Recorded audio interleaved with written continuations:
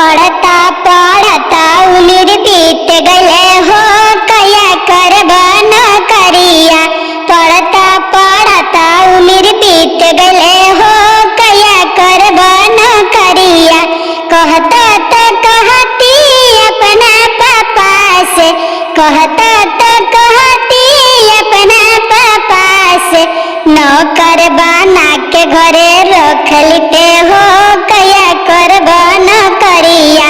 पढ़ता पढ़ता उम्र बीत गए हो कया करबा नौकरिया।